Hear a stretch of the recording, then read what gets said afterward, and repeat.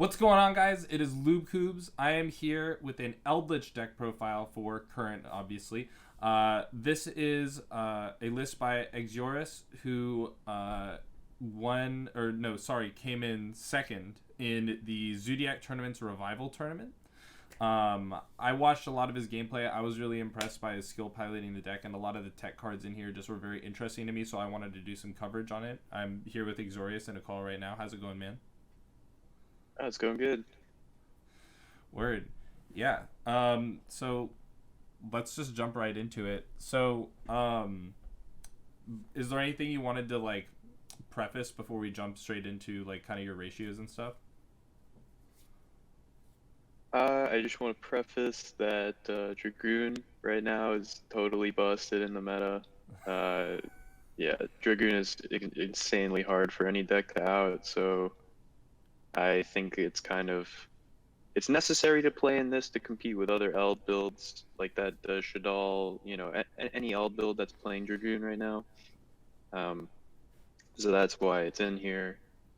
And yeah, I mean, it's just really strong. Some of these tech cards are going to be kind of funny, but they help you with matchups that you wouldn't really think about. And they kind of saved my ass in the tournament as well. So I honestly, some of this stuff I was shocked to see, and I was laughing at first, but when I saw your gameplay, some of these tech cards really hard carried.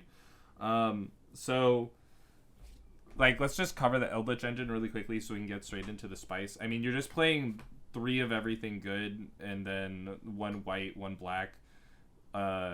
So I mean, in a 60 card variant, it just makes sense to play the third Wakero and but in the third Lord is just it kind of makes sense in a build like this. Most decks playing pure, I feel, are moving back towards 3, because it's nice to see in hand.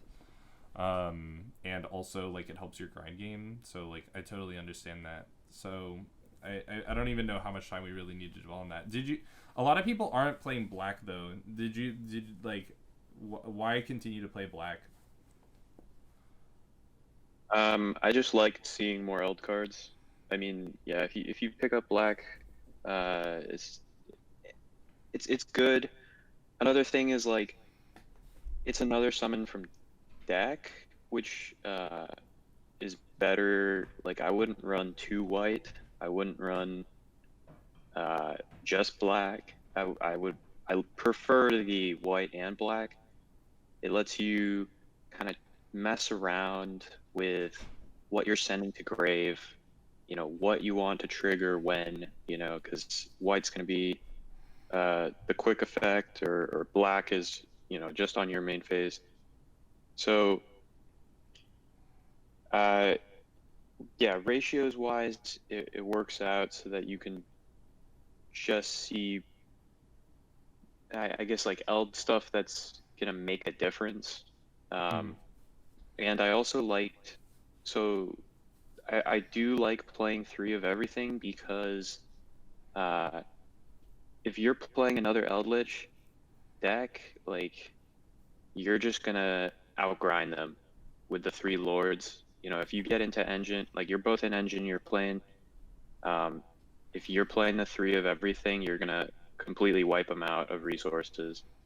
So yeah, and triple lord again, it's unexpected. So people IDP, you could still go through Eld plays, and I think that people really when people were bumping Hawk to 2, they really vastly underestimated just how good Hawk is. I think Hawk is just as good as Conk, and I think it should be a requirement to play 3.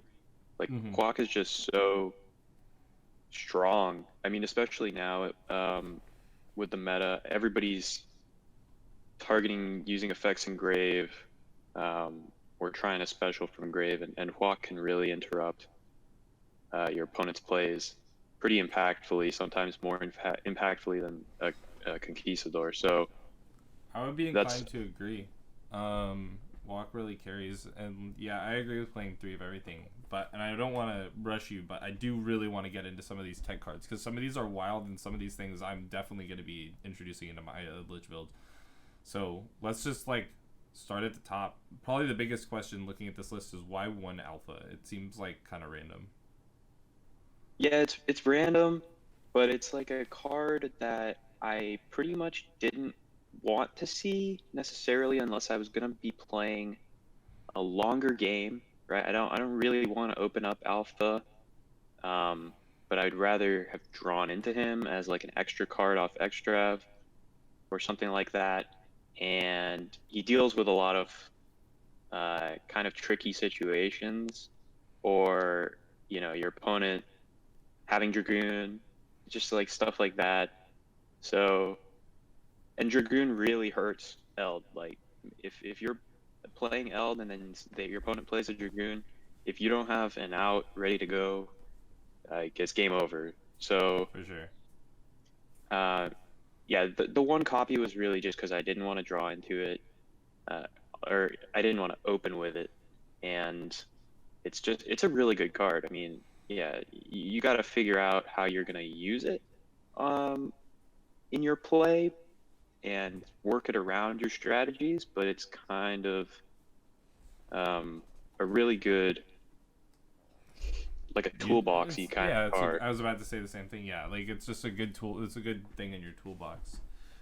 And like, all right. So card I'm most excited about probably here is I don't think I saw a single game where you saw a mono Awato and didn't win. Yeah, Amano Iwata wins games hard. Hard, dude.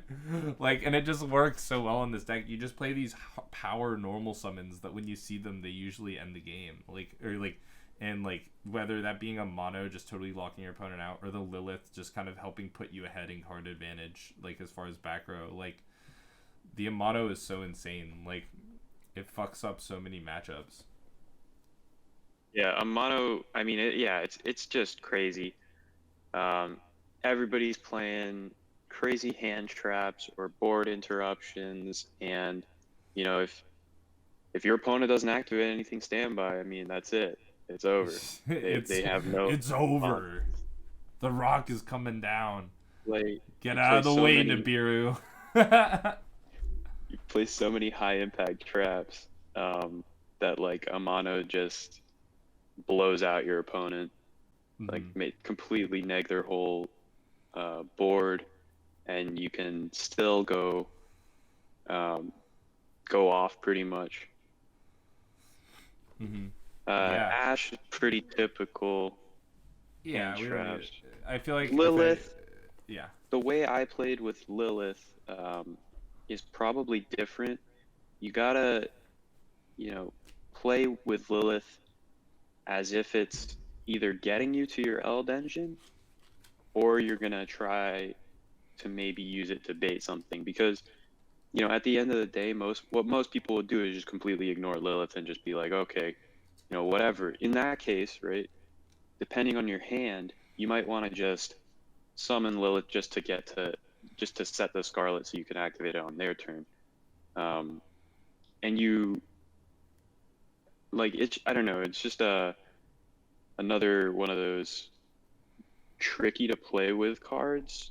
Like people might think like it's not, oh okay, yeah, it's just summon Lilith, it's a trap. It's a trap in your deck.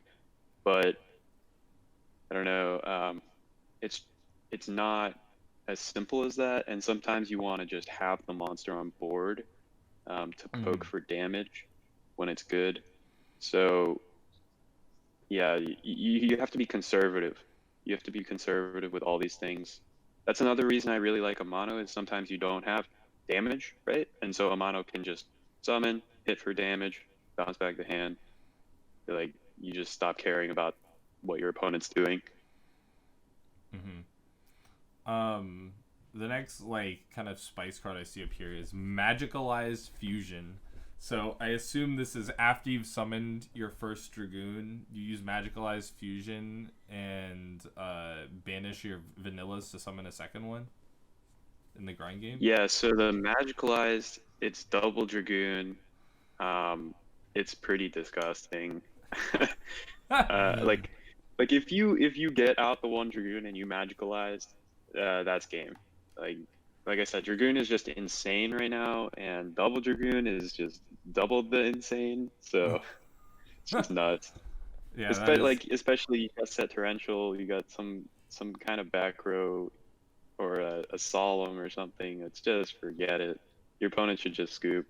Like, you have so much access to Dragoon in this deck, whether that's like your obviously you're playing triple fusion, triple insight with the Wyvern to bring it back, and the magicalized fusion. Like, you're either gonna make double Dragoon or see that second Dragoon in the grind game through either the Wyvern or the magicalized fusion. Like, this is truly like just an Eldlich Dragoon deck. Like, it's so insane. Yeah, like when it comes down to it, this deck will toolbox like you have your weird toolbox stuff like your Imperial Order and your Alpha Amano, Lilith into your traps, and then you just have make Dragoon and really control the game with Eld. Have you gotten DD Crowed in response to magicalized fusion yet? Because I feel like I've been seeing more people playing that now. Yeah, I feel like more people are playing DD Crow, but I don't think I saw anybody side that in this tournament. Although in the future, you know, I'm sure we'll see some more DD Crow stuff happening. So Eld is going to get a little worse for that. I don't know. That's just something that's going to we'll just have to see how the meta evolves. Signing in Imperial Iron Walls against the DD Crow players. Oh, yeah. Wait, and just shut down your whole engine, but they're not banishing your shit. That's what matters. No, you can yeah, no, you can they'll try Crow Lord and you Iron Wall and then send the Iron Wall next turn. Something like that. It's the next big tech, guys. Watch out. Yeah, so what I gotta ask, what made you decide to play a Mirror Force in your deck? And I mean, I'm not gonna argue with you about Drowning because this is probably my favorite Mirror Force. I don't typically play Mirror Force in my TCG decks. Like, why? How did this come up? Yeah, just I looked at kind of what people were playing, and I was like, I think that Drowning is gonna be a blowout. Like in this tournament, you know, nobody had pretty much seen it, right? Like nobody sees Mirror Forces in play, and against things like Virtual World, Drowning hurts pretty bad. Like there's literally nothing Virtual World can do against Drowning, unless they have Chuchi up, but they probably Chuchi'd your other things, you know, like you have other. They probably didn't blind Chuchi your Mirror Force. Like, or Chuchi can only target face up shit. What am I talking about? So yeah, like Virtual World literally can't do anything. They would have to waste their pops on blind hitting your back row, so they don't do that. And then Drowning hits them, and their whole board that they just spent their entire turn making is gone. Maybe they have a Lao Lao in hand, but you can use your. Virtual World has a terrible matchup against this deck. Yeah. This deck will absolutely crap on it. We saw that. Yeah. Like, and unfortunately, the finals was like, I mean, that was just harsh. I just drew. Yeah, the finals were really rough. You just drew. He opened insane. Like, and I watched him ash your Extrav, and like I just had a feeling that was gonna be over. Like, cause like your hand would have had to be insane. Yeah. So, but Drowning, I think right now. I mean, like against Zoo. I played it against Zoo. Like it's just so good. Is there a reason like you don't play Trap Trick in this deck? Yes, and that's another thing I was gonna get to. Is I prefer the Lilith over Trap Trick, because I don't like banishing the traps that are gonna help me in grinding, and I don't like banishing the traps that are gonna be like stuff you want to see, stuff you want to draw, and also I just dislike it. I really dislike it. The Trap Trick ends up being dead. Or it interferes. Lilith never has that. Yeah, like it either interferes with your plays at some point, and you also just don't have a problem with throwing out the normal summon, you know? Mm-hmm. Yeah. In some situations, Lilith, like super late game, which this never happens, super late game, if you activate Lilith, you might not get the trap that you want. But at the end of the day, any trap that you get with Lilith in this deck, the way that I built it is gonna be good. You know, you Scarlet, Drowning, Dynamiscus, or Torrential are gonna be good searches. So We're running a little bit. We're running a little bit low on time, but I did want to just cover the rest of the main deck. Like, I feel like Dynamiscus, Solemns, and Torrential have become pretty popular in Eldlich, and they're obviously blowout cards against most decks. And main decked Imperial Order, again, like, is just such a nice... It's one of the best floodgates I think you should be playing in an Eldlich variant right now, so I totally agree with that. Like, just a well-placed Imperial Order can just win a match. Yeah. But I wanted to talk more. And the extra deck, you know, pretty simple. It's Dragoon, Dragoon, Dragoon, and then trains. Like, three ways. Your Dragoon, your Link Spider to help you get to Verite, and Verite itself. And then trains, I assume, just for dealing with bodies / ending games. Is there anything else you wanted to note about, like, the trains? Nope. Yeah, that's literally it. It's just triple Dragoon trains. Trains are free damage, and side deck wise, I mean, Ice Dragons is really good in certain matchups. Dusters and Cyclones, I think back row hate is pretty good right now. Gameciels for dealing with other Dragoon decks, and Mistaken Arrest was just in case people were playing Drytron, because I don't like ultimateness. Yeah, for sure. And that's pretty much the deck. It's fun.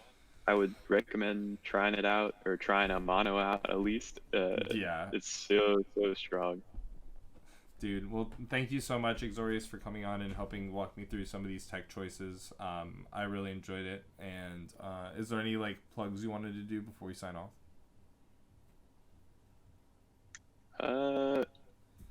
Yeah, plug. I'll shout out Anime Pavilion in Virginia. Yo, that's my friend's locals. I don't live in Virginia, but I know people that go to Anime Pavilion. That's really funny. Dude, that's awesome. Shout out to Anime Pavilion. But yeah, thank you once again. Congrats on how well you did in the Zoodiac Tournament's Revival Tournament. You can find more information about Zoodiac Tournaments in the description, as well as some more information about the rest of what Top Cut looked like. And you can find me on twitch.tv/loopcubes, streaming every 6 days a week, 5 hours a day.